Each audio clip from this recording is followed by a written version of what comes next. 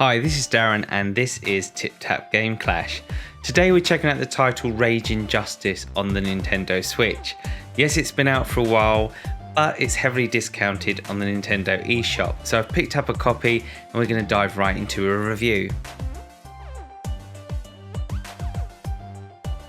Developed by Mackin Games duo Nick and Anna, Rage Injustice is a homage to Streets of Rage 2, Final Fight, pretty much every side-scrolling beat-em-up. Released in May 2018 on the Nintendo Switch as a launch exclusive, and then later rolling out onto other platforms. At the time, Rage Injustice was a rarity on the Nintendo Switch, with a number of side-scrolling beat-em-ups limited to just a handful.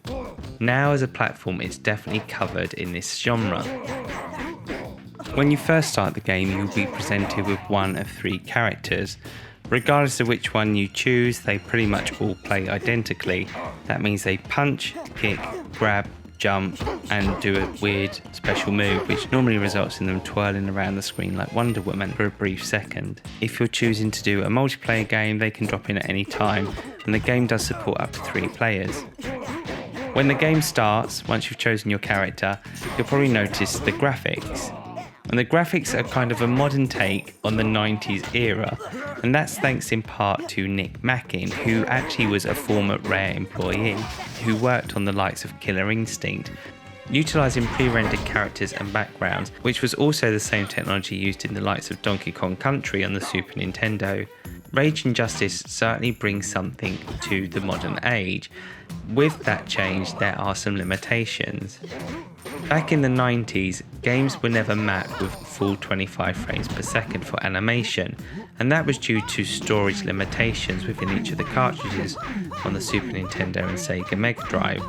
But back then, you allowed for these sacrifices in order to play the game.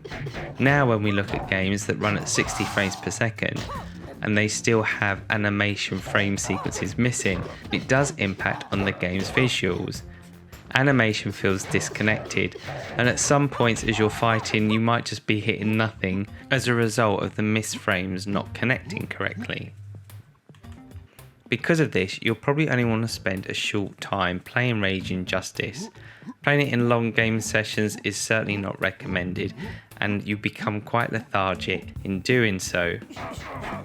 But to me, scrolling brawlers do have these limitations in general, and that's not something that's exclusive to Rage Injustice. The sound score also harks back to the 90s as well, utilising a mix of 90s heavy rock, those classic punching grunts, and the occasional weapon sound, and unfortunately no moaning cries on the point of death. The game certainly feels like it's a mixed bag of components that have been scraped out of a recycling bin and put together in one game. The actual 3 leads all seem to be fairly generic, with the young 15-year-old boy whose name I can't even remember now seems to mimic the likes of Skate from Streets of Rage 2. The irony is this 15-year-old boy works for the police and goes out arresting people, and he learnt how to fight by watching movies. And he also reminds me of a Cabbage Patch Kid. Diversity certainly doesn't seem to be very well represented.